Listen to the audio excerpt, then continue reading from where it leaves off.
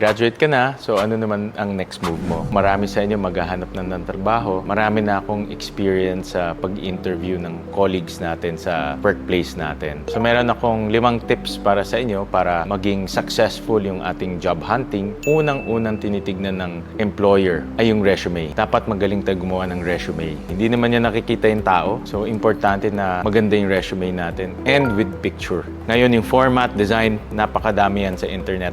Number 2, mag-research tayo na itong organization ba ay bagay sa atin, kung sino mag-i-interview sa atin, or ano yung kumpanya na gusto natin pagtrabuhan. So you have to prepare para pagdating mo doon, ma-impress sila sa knowledge mo tungkol doon sa organization. The third suggestion, yung attire natin importante. Pagpasok pa lang ng room, ang unang-unang makikita mo is yung grooming at yung attire. Kahit na Zoom yan, mag-a-apply ka sa isang formal organization, importante na business attire yung suot mo. Pang-apat, dapat maging confident tayo. Ipakita natin na meron tayong kakayahan, meron tayong pinag-aralan na makakatulong sa kanila. Yun ang dapat natin ipakita. Pang-5, let's manage our expectations. Nangyayari talagang marereject tayo. Huwag tayong hihina ang loob natin. Tuloy-tuloy lang. Gumamit tayo ng maraming modern platforms ngayon tulad ng LinkedIn, JobStreet. Kung meron pa kayong mga tanong, pwede kayong mag-comment below.